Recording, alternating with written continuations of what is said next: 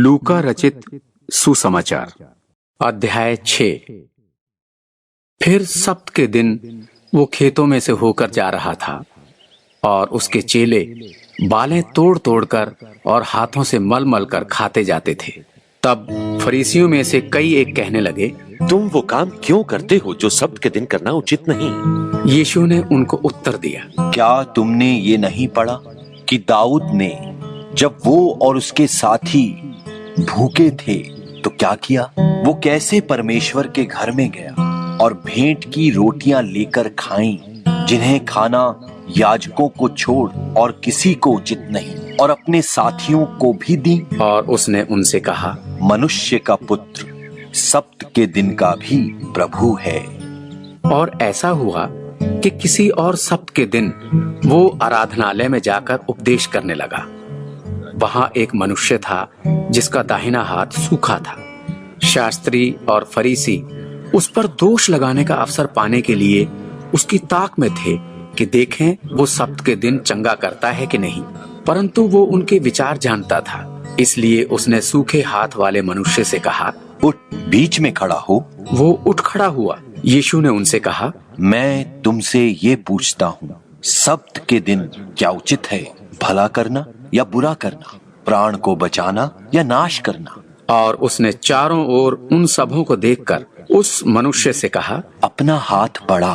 उसने ऐसा ही किया और उसका हाथ फिर चंगा हो गया। परंतु वे आपे से बाहर होकर आपस में विवाद करने लगे, हम यीशु के साथ क्या करें? उन दिनों में वो पहाड़ पर प्रार्थना करने को निकला और परमेश्वर से प्रार्थना करने में सारी रात बिताई।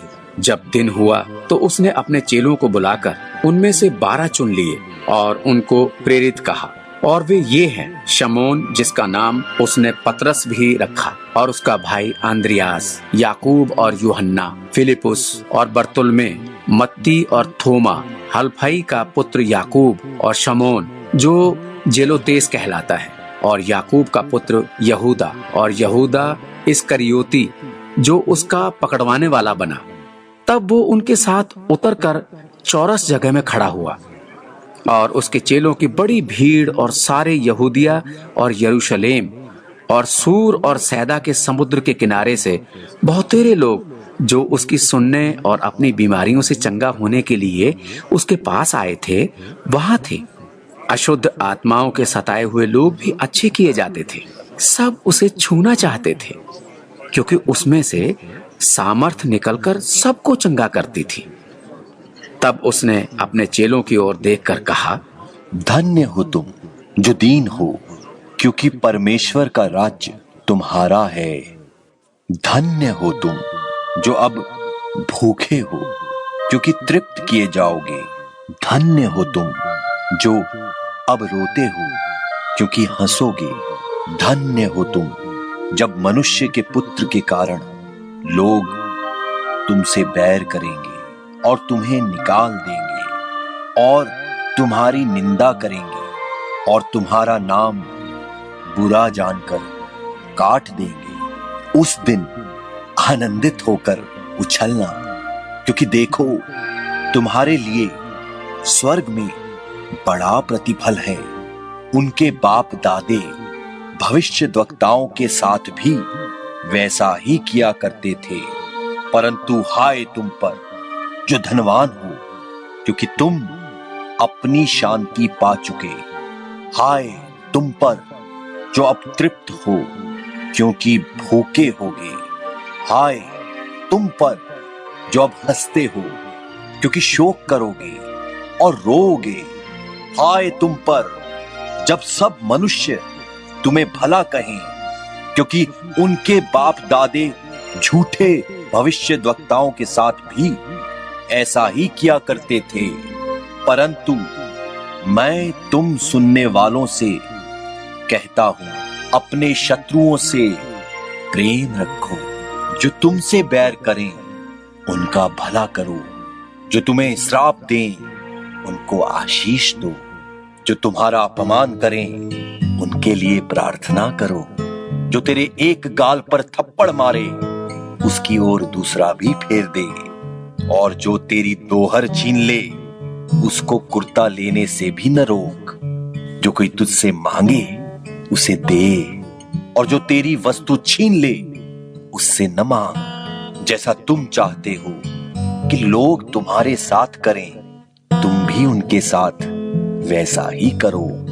यदि तुम अपने प्रेम रखने वालों के साथ प्रेम रखो तो तुम्हारी क्या बढ़ाई, क्योंकि पापी भी अपने प्रेम रखने वालों के साथ प्रेम रखते हैं। और यदि तुम अपने भलाई करने वालों ही के साथ भलाई करते हो तो तुम्हारी क्या बढ़ाई, कि क्यों पापी भी ऐसा ही करते हैं। यदि तुम उन्हें उधार दो जिनसे फिर पाने की आशा रखते हो तो तुम्हारी क्या बढ़ाई, क्योंकि पापी पापियों को उधार देते हैं कि उतना ही फिर पाएं।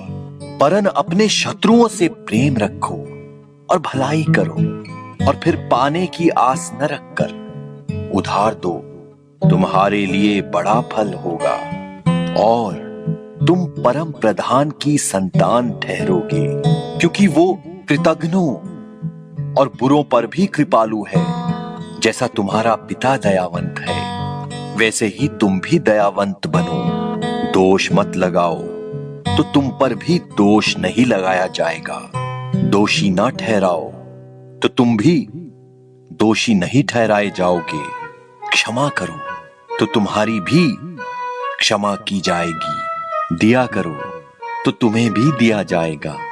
लोग पूरा नाप दबा दबा कर और हिला हिला कर और उभरता हुआ तुम्हारी गोद में डालेंगे, क्योंकि जिस नाप से तुम नापते हो उसी से तुम्हारे लिए भी नापा जाएगा। फिर उसने उनसे एक दृष्टांत कहा।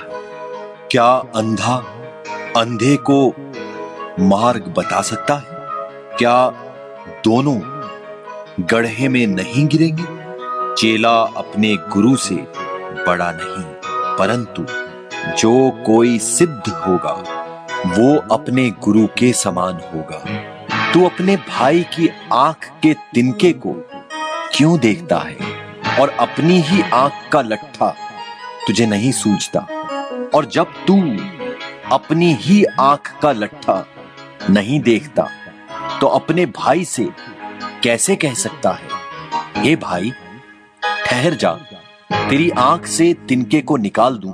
हे कपटी, पहले अपनी आंख से लट्ठा निकाल, तब जो तिनका तेरे भाई की आंख में है भली भांति देखकर निकाल सकेगा।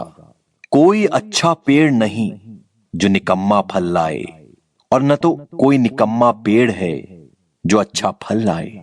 हर एक पेड़ अपने फल से पहचाना जाता है, क्योंकि लोग झाड़ियों से अंजीर नहीं तोड़ते और न झड़बेरी से अंगूर। भला मनुष्य अपने मन के भले भंडार से भली बातें निकालता है, और बुरा मनुष्य अपने मन के बुरे भंडार से बुरी बातें निकालता है, क्योंकि जो मन में भरा है वही उसके मुंह पर आता है। जब तुम मेरा कहना नहीं मानते तो क्यों मुझे हे प्रभु कहते हो? जो कोई मेरे पास आता है और मेरी बातें सुनकर उन्हें मानता है, मैं तुम्हें बताता हूं कि वो किसके समान है। वो उस मनुष्य के समान है जिसने घर बनाते समय भूमि गहरी खोदकर चट्टान पर नींव डाली, और जब बाढ़ आई तो धारा उस पर लगी, परंतु उसे हिला न सकी, क्योंकि वो पक्का बना था। परंतु जो सुनकर नहीं मानता वो उस मनुष्य के समान है जिसने मिट्टी पर बिना नींव का घर बनाया। जब उस पर धारा लगी तो वो तुरंत गिर पड़ा और गिरकर सत्यानाश हो गया।